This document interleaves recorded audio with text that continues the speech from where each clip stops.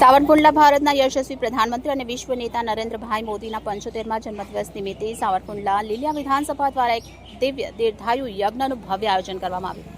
આ કાર્યક્રમ સાવરકુંડલાના હૃદય સમાન રીતે સિદ્ધનાથ મહાદેવ ચોક ખાતે યોજાયો, જેમાં મોટી સંખ્યામાં ભાજપના કાર્યકર્તાઓ, અગ્રણી અને નગરજનો ઉમળકાભેર જોડાયા। આ પાવન આયોજનનો મુખ્ય ઉદ્દેશ્ય પ્રધાનમંત્રીના લાંબા અને સ્વસ્થ જીવન માટે પ્રાર્થના કરવાનો હતો। સાવરકુંડલા લીલિયાના લોકપ્રિય ધારાસભ્ય મહેશભાઈ કસવાલાના માર્ગદર્શન હેઠળ આ યજ્ઞ શાસ્ત્રોક્ત વિધિ વિધાન સાથે વિદ્વાન ભૂદેવો દ્વારા સંપન્ન કરવામાં આવ્યો। આ પ્રસંગે અમરેલીના સાંસદ ભરતભાઈ સુતરિયા અને અમરેલી જિલ્લા ભાજપ પ્રમુખ અતુલભાઈ કાનાણી ખાસ ઉપસ્થિત રહ્યા।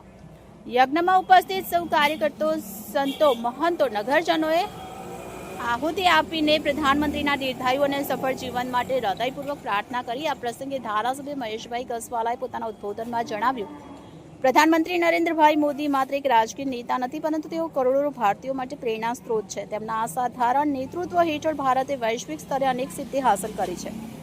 તેમના 75મા જન્મદિવસ નિમિત્તે આ દીર્ઘાયુ યજ્ઞનું આયોજન કરી સૌ તેમના પ્રત્યે આદર અને કૃતજ્ઞતા વ્યક્ત કરી છે। આ કાર્યક્રમમાં સાવરકુંડલા અને લીલિયા વિસ્તારના સંતો, મહંતો, ભારતીય જનતા પાર્ટીના અગ્રણી નેતા, હોદ્દેદાર અને મોટી સંખ્યામાં સ્થાનિક નાગરિકોની ગરિમામય ઉપસ્થિતિ રહી હતી। આ ભવ્ય અને સફળ કાર્યક્રમનું આયોજન સાવરકુંડલા લીલિયા વિધાનસભા દ્વારા કરવામાં આવ્યું હતું, જે પ્રધાનમંત્રી નરેન્દ્રભાઈ મોદીના દ્રઢ નેતૃત્વ પ્રત્યે લોકોનો અખૂટ વિશ્વાસ ધરાવે છે। રિપોર્ટર નિકુંજ મહેતા, અસ્મિતા ન્યૂઝ, સાવરકુંડલા। વિશ્વના નેતા અને ભારત માટે 24 કલાક જે પ્રધાન સેવક તરીકે ફરજ બજાવે છે એવા માનનીય નરેન્દ્રભાઈનો આજે 75મો જન્મદિવસ હતો।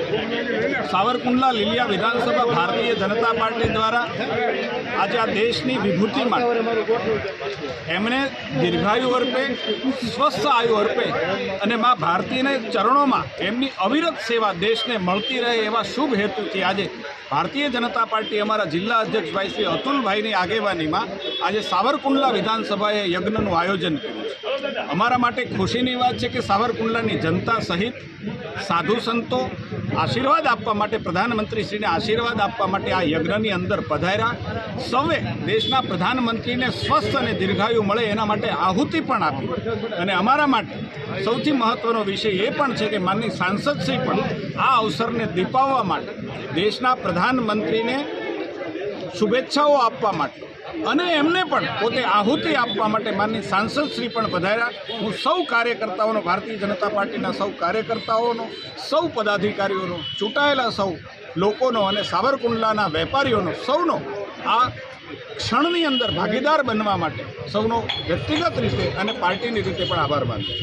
આજના શુભ દિવસે આપણા વડાપ્રધાન શ્રી નરેન્દ્ર મોદીનો જન્મદિવસ જ્યારે હોય ત્યારે આખા દેશના નાગરિક એમની દીર્ઘ આયુષ્ય માટેના કાર્યક્રમોનું આયોજન કરે છે। એમ અહીંયા સાવરકુંડલા ગામની અંદર દીર્ઘ આયુષ્ય માટે યજ્ઞનું આયોજન કરે છે અને ચાલુ છે, જેમાં મારી હાજરીથી મને પણ આમંત્રિત કરવામાં આવ્યો। મેં કીધું ચલો, આપણે દેશ છે અને આપણે કરવું જ જોઈએ। હું તો એવું માનું છું કે આખા સમાજે, આખા દેશે આ દિવસે ભગવાનને પ્રાર્થના કરવી જોઈએ। જો કે એ એક યોગી પુરુષ છે, એ સાધારણ વ્યક્તિ નથી।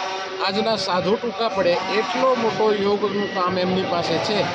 નિત્ય યોગ કરે છે અને યોગીરાજ છે। આવા જ આપણા વડાપ્રધાન, અને હું તો એવું માનું કે આ સિસ્ટમમાં આપણો આ જ વડાપ્રધાન હોવો જોઈએ, તો જ આ દેશ હિન્દુત્વ તરીકે જાહેર થાય।